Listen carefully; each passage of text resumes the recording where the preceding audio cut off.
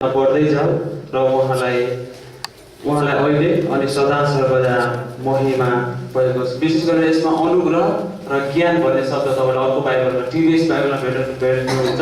अनुग्रह र ज्ञान भनेको यो चाहिँ महत्त्वपूर्ण। अनुग्रह र ज्ञानमा अगाडि बढ्दै जाऊ भनेको छ भने विशेष गरेर आजको वचनको शीर्षक छ अनुग्रहमाथि परमेश्वरको वचनमा निर्माण गर्नु। अनुग्रहमाथि परमेश्वरको वचनमा निर्माण गर्नु। विशेष गरेर हामी पहिलो ग्रन्थीको पुस्तक दोस्रो ग्रन्थीको पुस्तकलाई हेर्छौँ भने दोस्रो ग्रन्थीको जब 11 अध्यायको 18 देखि दोस्रो ग्रन्थी 12 अध्यायको 10 पदसम्म हेर्छौँ भने विशेष गरेर त्यो पावलको विषयमा यस ठाउँमा बताएको आएको छ। पावलले जब दोस्रो ग्रन्थी 11 अध्यायमा हेर्छौँ भने 11 को 18 देखि दोस्रो ग्रन्थी 12 को 10 सम्म हेर्छौँ भने पावलले 38 पटकसम्म आफ्नो दुःख कष्टहरूको विषयमा 38 पटक दोहोऱ्याएको 38 पटक पावलले आफ्नो दुःख कष्टहरूको विषयमा बताएको हामी पाउँदछौँ। 5 पटकसम्म 49 कुराको विषयमा उसको पावलको जहाजलाई ध्वस्त बनाइएको कुराहरू पावलले अब दुःख कष्टहरूको विषयमा 38 पटक बताएका छन्। यहाँ विशेष गरेर अब जब पावलले बताउँदै जान्छन् भने अब परमेश्वरले जब 12 को 10 र 9 र 10 मा मेरो अनुग्रह तिम्रो निम्ति पर्याप्त छ, मेरो अनुग्रह तिम्रो निम्ति पर्याप्त छ। अब तपाईँ हामीले आफ्नो शरीरलाई वा आफ्नो परमेश्वरले भन्नुहुन्छ हाम्रो शरीर पवित्र आत्माको मन्दिर हो। अब हामीले केलाई निर्माण गरिरहेका छौँ? हामीसँग बाइबलमा हेर्छौँ भने व्यवस्था हामीसँग छ र अनुग्रह पनि छ।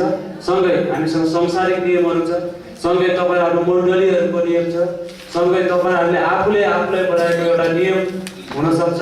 तर सांसारिक इच्छा हामीसँग छ र हामीसँग शैतान छ, सँगै हामीसँग पवित्र आत्मा हुनुहुन्छ। सँगै हामी बाइबलमा आउँछौँ भने हामीसँग पवित्र आत्मा हुनुहुन्छ। सँगै हामी बाइबलमा पढ्छौँ भने परमेश्वरको अनुग्रह हामीसँग छ। सँगै हामी बाइबलमा हेर्छौँ भने परमेश्वरको अनुग्रह हामीसँग भएको कारणले अब परमेश्वरले हामीलाई पवित्र आत्मा दिनुभएको छ। अब पवित्र आत्माले हामीलाई परमेश्वरको अनुग्रह, हामी दुःख कष्टमा छौँ होला वा हामीले दुःख कष्ट सताउनले हामीले आफूलाई निर्माण गरिरहेका छौँ होला, हामी सांसारिक नियमहरूले आफूलाई निर्माण गरिरहेका छौँ होला, तर हामीले व्यवस्थाहरूले आफूलाई निर्माण गरिरहेका छौँ होला। तर जब हामी बाइबलमा आउँछौँ भने परमेश्वरले भन्नुहुन्छ तिमीहरूसँग पवित्र आत्मा छ, जसको कारणले तिमीहरू अनुग्रहको कारणले तिमीले पवित्र आत्मा पाएका छौ। अब तिमीले अनुग्रहमाथि वा परमेश्वरको वचनले तिमीले आफूलाई निर्माण गर्न सक्छौ, तिमीले आफूलाई निर्माण गर्न सक्छौ। र परमेश्वरको अनुग्रहले जहिले पनि हामीलाई निर्माण गर्ने काम गर्दछ। परमेश्वरको अनुग्रह जब हामी सताउनहरू हुन्छ, जब दुःख कष्टहरू हुन्छ, अब त्यसले परमेश्वरको अनुग्रहको कारण यो भएको छ हाम्रो जीवनमा।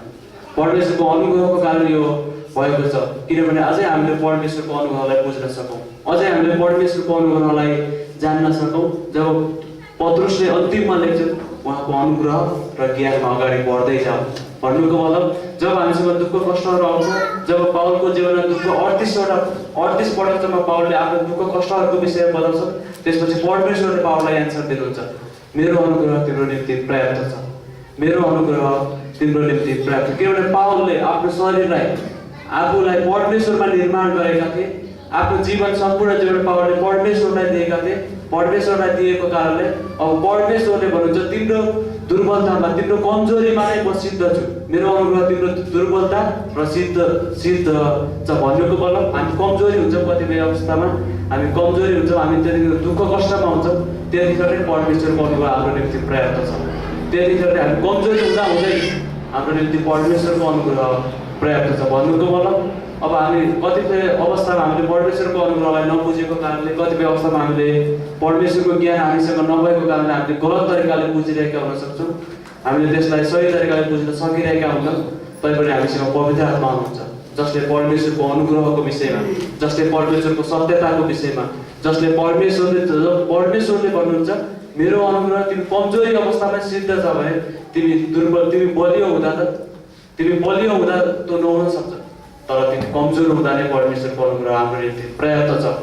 परमेश्वरको अनुग्रह हाम्रो निम्ति पर्याप्त छ। अब जब हामी पुरानो करारमा हेर्छौँ भने अब्राहमले आफूलाई परमेश्वरको अनुग्रहमा निर्माण गरेका थिए। परमेश्वरको अनुग्रहमा निर्माण गरेको हामी पाउँछौँ। जब पुरानो करारमा पढ्नुहुन्छ भने उत्पत्ति 12 देखि 24 अध्यायसम्म अब्राहमको विषयमा तपाईँले भेट्नुहुन्छ। अब्राहमले आफूलाई परमेश्वरमा निर्माण गरेको पाउँदछौँ, किनभने परमेश्वरले अब्राहमलाई बोलाउनुहुन्छ, परमेश्वरले अब्राहमलाई बोलाउनुहुन्छ। अब अब्राहमले परमेश्वरको प्रतिज्ञाहरूमाथि विश्वास गर्छन्, जसको कारणले उनी धर्मी ठहरिएका छन्, जसको कारणले उनी धर्मी ठहरिएको कारणले अब उनले आफूले पहिले फर्स्टमा आफूले परमेश्वरमा निर्माण गरेका छन्, आफ्नो शरीरलाई परमेश्वरमा सुम्पिएका छन्। त्यसपछि अब परमेश्वरको प्रतिज्ञामाथि विश्वास गरेका छन् र परमेश्वरले अब उहाँको अनुग्रहको कारणले अब अब्राहमलाई धर्मी ठहराउनु भएको छ। परमेश्वरको अनुग्रहको कारणले अब्राहमलाई धर्मी ठहराएको हामी पाउँदछौँ।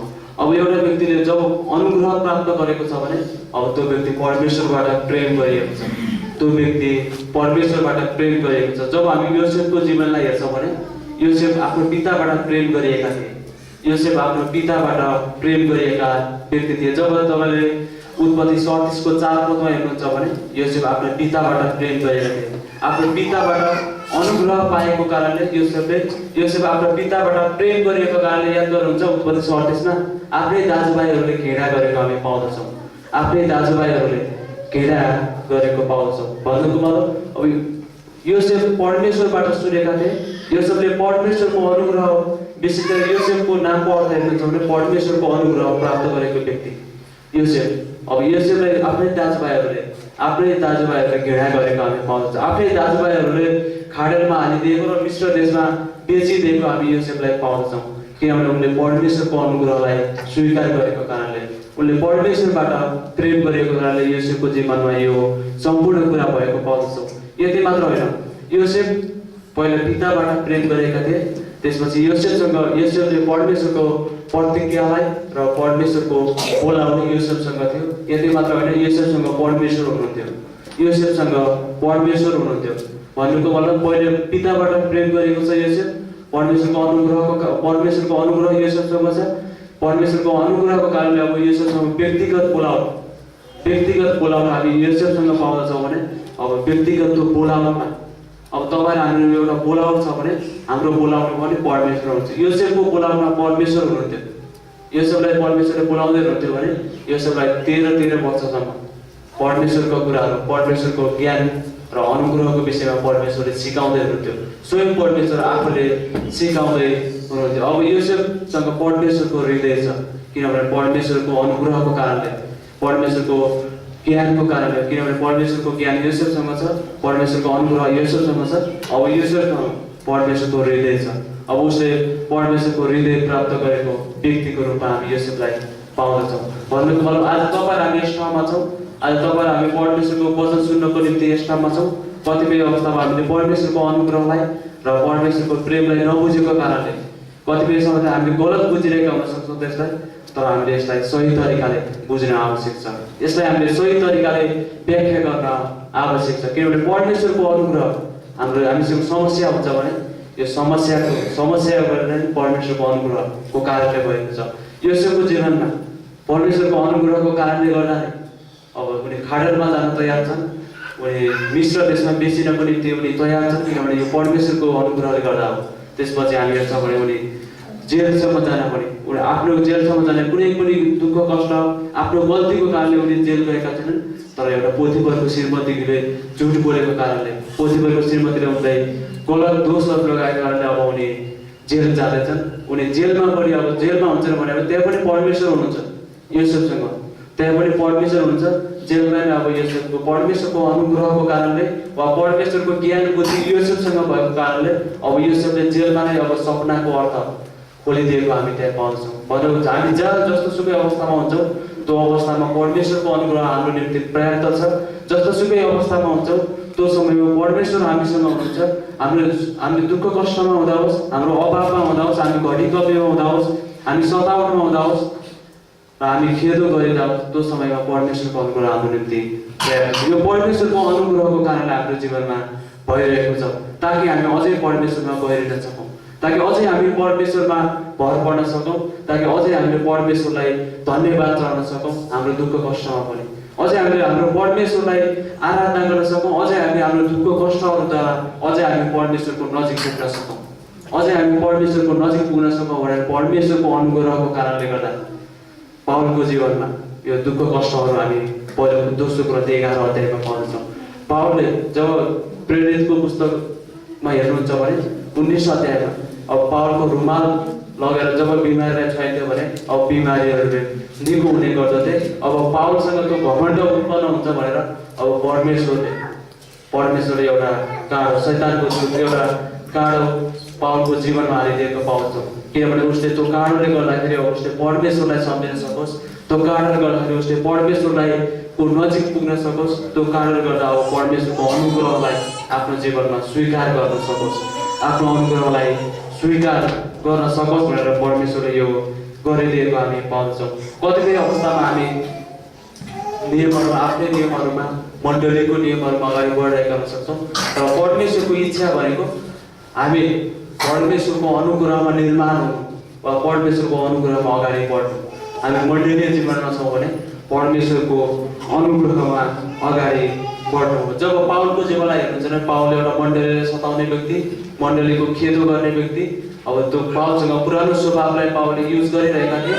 जब उनी परमेश्वरमा आउँछन्, जब परमेश्वरको अनुग्रहले आफूलाई स्वीकार गर्छन् भने अब त्यो व्यक्तिलाई परमेश्वरले चलाएको वा त्यो व्यक्तिलाई परमेश्वरले अनुग्रह दिएको। आज एउटा संसारको पापी व्यक्तिको निम्ति, एउटा संसारको तुच्छ ठानिएको व्यक्तिको निम्ति, आज संसारको सबैभन्दा काम नराख्ने व्यक्तिको निम्ति परमेश्वरले त्यो व्यक्तिलाई चलाउन चाहनुहुन्छ।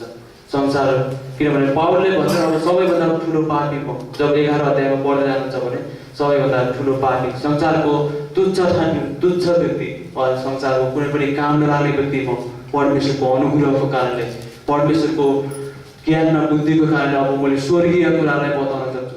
जब दोस्रो कोरिन्थी 12 अध्यायको 4 पद हेर्नुहुन्छ भने स्वर्गीय कुरा, जो माथि स्वर्गीय कुराको रूपमा अब पावलले बताउँदछन्। अब यो कुरा हामीले बयान गरी वा हामीले व्याख्या गर्न भन्दा पनि माथि उच्च कुरा पावलले बताएको पाउँछ। किनभने पावलले परमेश्वरबाट जुन अनुग्रह प्राप्त गरेका छन्, पावलले परमेश्वरबाट जुन अनुग्रहलाई स्वीकार गरेका छन्, अब त्यसको कारणले अब पावलले स्वर्गीय कुराहरू बताउने गर्दछन्। स्वर्गीय कुराहरू बताउने गर्दछन्। विशेष गरी 12 को 4 पद हामी पढ्नेछौँ। 12 को 4 पद मा यसोले लेखेको छ, जो स्वर्गमा उठाइयो। यो उठाइयो भन्ने शब्द ऱ्याप्चरसँग सम्बन्धित छ। हर्पाजो ग्रिकमा हेर्छौँ भने हर्पाजो भनेको छ। उठाइयो भन्ने शब्द ऱ्याप्चरसँग सम्बन्धित छ। यो स्वर्गमा उठाइयो र बयान गर्न नसकिने कुराहरू सुन्यौँ, जुन कुरा उच्चारण गर्न मानिसको निम्ति अनुचित हो। भन्नुको अब पावल पवित्र आत्माबाट चलाइएका छन् र पवित्र आत्माको अगुवाईमा छन्। उनले परमेश्वरको अनुग्रहलाई स्वीकार गरेका छन्, उनले परमेश्वरको प्रेमलाई आफूमा रिसिभ गरेका छन्। त्यसपछि अब पावलको जीवनमा जस्तो सुकै समस्या आए तापनि अब पावलले स्वर्गीय कुरालाई प्रचार गर्ने काम गर्छन्।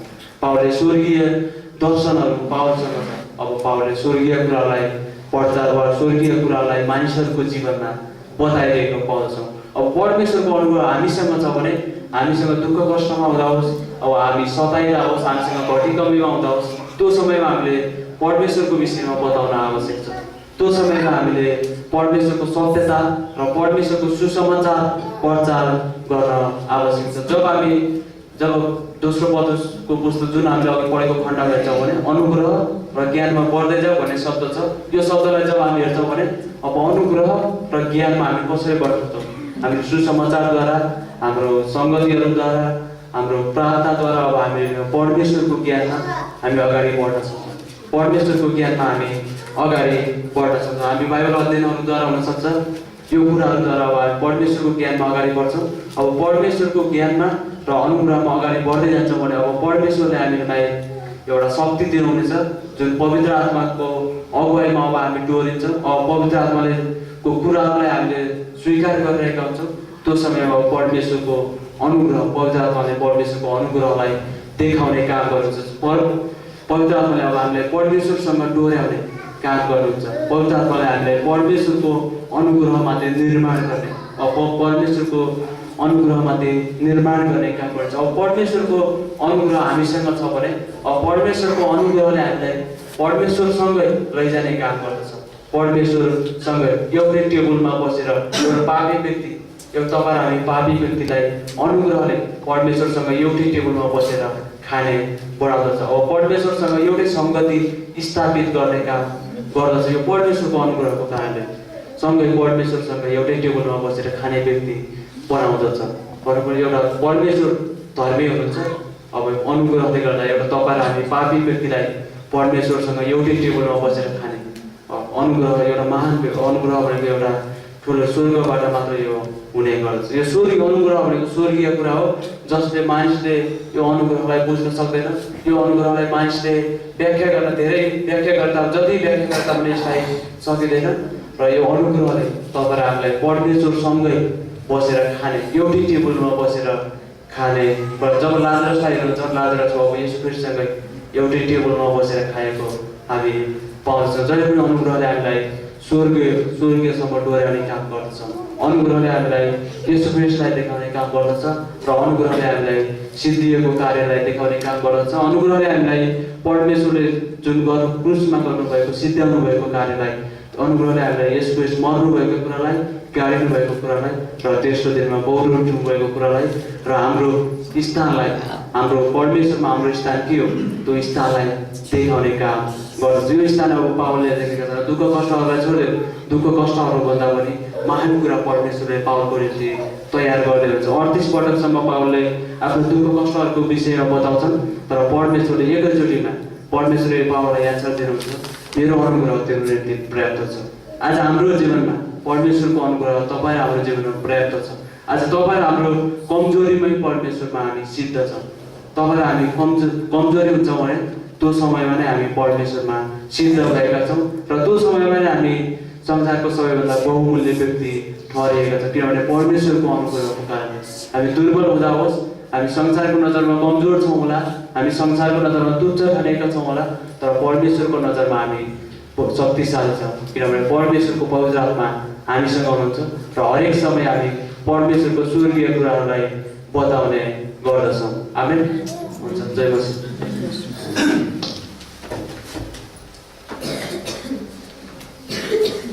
हुन्छ।